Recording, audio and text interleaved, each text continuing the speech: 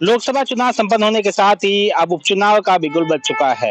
राजस्थान में 5 सीटों पर उपचुनाव होने हैं। ऐसे 5 विधायक हैं जिन्होंने लोकसभा चुनाव लड़ा और जीत हासिल की। ऐसे में 5 विधानसभाओं की सीट खाली हो चुकी है और यहाँ पर उपचुनाव होने हैं। इन 5 सीटों पर कांग्रेस ने जिस तरह से लोकसभा चुनाव में अच्छा परफॉर्मेंस करते हुए 11 सीटें अपने नाम की और कहीं ना कहीं कांग्रेस मजबूत होती हुई दिखाई दी।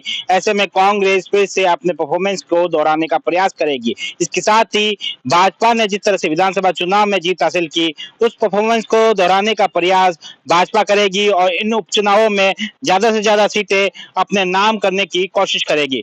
कड़ा मुकाबला इन उपचुनावों में देखने को मिल सकता है, लेकिन जिस तरह से भाजपा ने उपचुनावों को लेकर तैयारी शुरू कर दी है, क्या कांग्रेस ने भी शुरू कर दी है, यह सोचने वाली बात है। भाजपा ने इन उपचुनावों को लेकर काफी सीरियस नजर आती है और कहीं ना कहीं जिस तरह से उन्होंने प्रभारी नियुक्त कर दिए हैं प्रत्येक विधानसभा सीट के लिए 4 से 5 प्रभारी भी नियुक्त कर दिए हैं। उन क्षेत्रों में उपचुनाव में बैठकों का दौर भी जारी हो चुका है और रणनीति भी शुरू हो चुकी है। लेकिन कांग्रेस ने किस तरह की तैयारी शुरू की है?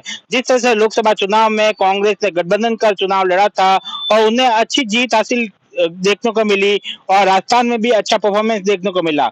वही न कहीं ना कहीं वही फॉर्मूला अपनाते हुए कांग्रेस फिर से गठबंधन में जा सकती है।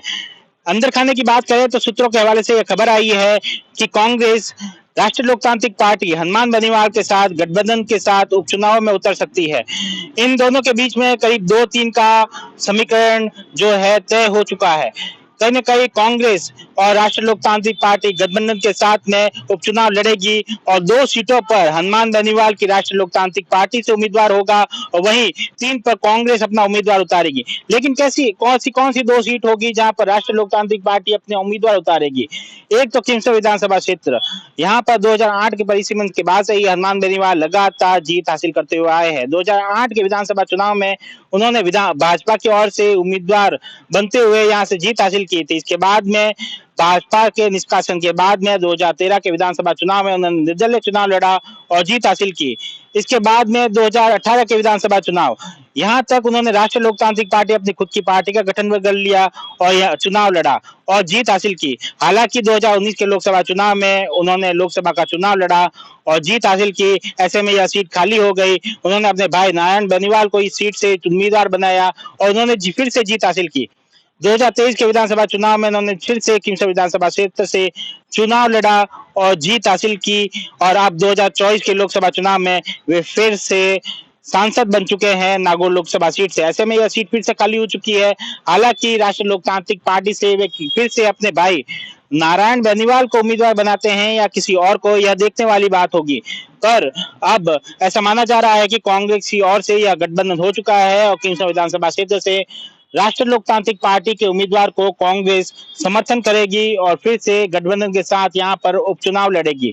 इसके साथ में दूसरी ऐसी कौन सी सीट है जहां पर राष्ट्रीय लोकतांत्रिक पार्टी के साथ में गठबंधन हो चुका है, वहां से राष्ट्रीय लोकतांत्रिक पार्टी अपना उम्मीदवार उतारेगी और कांग्रेस उसे समर्थन करेगी? देवली उनियारा ऐसी विधानसभा है जहां पर राष्ट्रीय लोकतांत्रिक पार्टी अपना उम्मीदवार उतार सकती है और कांग्रेस उसे समर्थन करेगी।